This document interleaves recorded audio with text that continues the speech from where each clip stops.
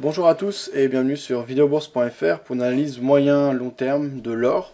Alors, sur l'or, il s'est passé des choses intéressantes cette dernière semaine, comme sur l'ensemble des marchés financiers, vu les mouvements et le contexte fondamental dans lequel on évolue actuellement. Donc là, sur l'or, il semble qu'on soit en train de marquer un double top. C'est pas un double top parfait, puisqu'on n'est pas exactement sur la même ligne. En effet, le premier pic haussier qui avait été marqué le 23 août dernier, c'était produit à 1912 $. 1912,17, et le second qui s'est produit le 6 septembre dernier, c'était produit à 1920,43 $. En général, en pratique, on n'a jamais des cas aussi parfaits qu'en théorie. C'est bien un double top pour le moment qui semble s'agir, il reste à le confirmer désormais. Mais en tout cas, on a bien buté deux fois sur la même zone.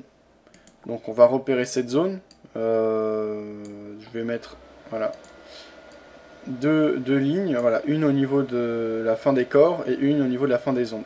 Donc pour moi, cette zone est une zone de rebond, et si on rebondit une troisième fois dessus, et bien pour moi, on pourrait avoir un éventuel triple top. Alors ceci dit, pour le moment, on reste dans une dynamique tout à fait haussière. En effet, le plus haut est quand même légèrement plus haut que le précédent. On reste largement au-dessus de la trend line haussière qui conduit le mouvement depuis la dernière phase de consolidation, donc c'était en juillet 2011.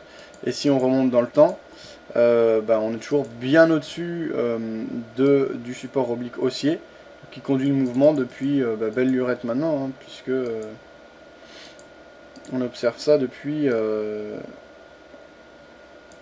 10 ans, hein, quasiment. On va remonter dans le temps pour voir exactement. Voilà, hein, les derniers plus bas c'était...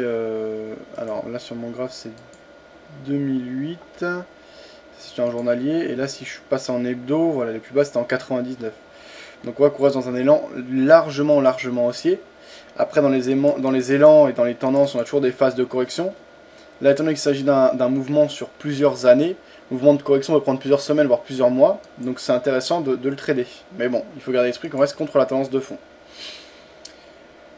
Pour moi, si on parvient à casser à la baisse le support oblique haussier qui conduit le mouvement depuis les plus bas de juillet dernier, donc je trace en rouge sur mon graphe, on aurait un point d'entrée intéressant et on pourrait parier sur un ralliement du support oblique haussier long terme que je traçais en bleu sur mon graphe et qui conduit le mouvement haussier depuis fin 2008, donc depuis la crise des subprimes.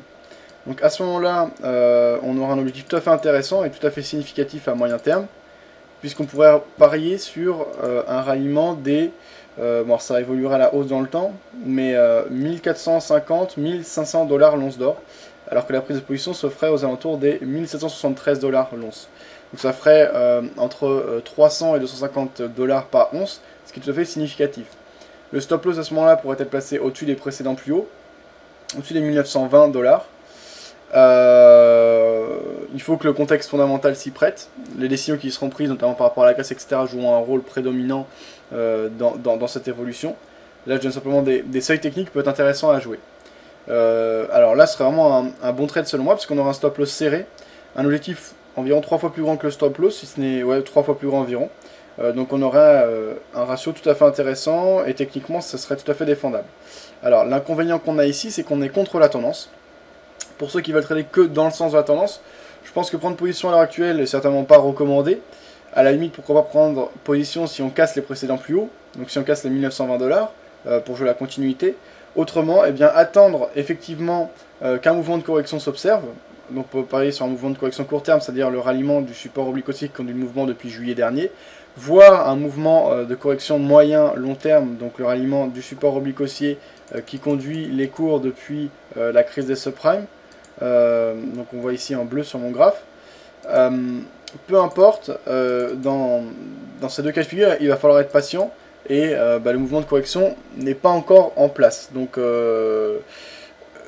pour prendre la position, une fois que le mouvement sera observé, je conseille, comme dans toutes les prises de position sur phase de rebond, d'attendre une reprise en main du marché claire de la part de la force dominante, c'est-à-dire ici la force acheteuse, comme par exemple une englobante haussière, un marteau, ou diverses autres figures de retournement et de reprise en main du marché par les acheteurs en l'occurrence. Donc au niveau des stop loss, si on prend position sur phase de rebond, il convient de la placer sous les supports obliques haussiers.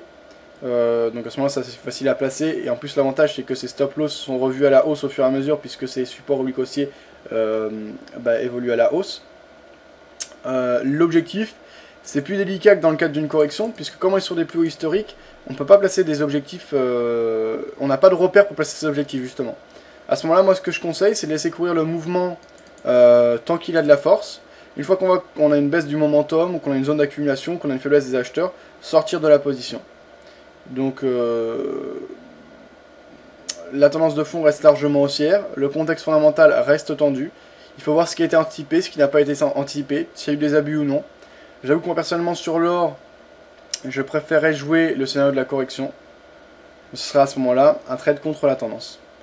Voilà, je pense avoir fait le tour de la question sur les observations sur l'or. Si vous avez des précisions à apporter, des réactions, des critiques, n'hésitez pas, il y a le forum pour ça, avec des sujets qui sont dédiés notamment au trading de l'or, où je publie régulièrement les vidéos. Vous pouvez également me joindre sur le chat tout au long de la semaine, de toute façon j'anime mes émissions, donc de 9 h à 17 h, de trading en direct sur Vidéo Bourse, n'hésitez pas à me poser des questions. Moi je serai majoritairement l'euro-dollar, mais vous pouvez également me poser des questions sur l'or, etc. Ouais, aussi vous avez Facebook et tous les réseaux sociaux sur lesquels je suis, vous pouvez poser des questions, poser des critiques, faire vos propres analyses, voilà, n'hésitez pas. Bonne journée, bon week-end à tous, à bientôt sur videobourse.fr.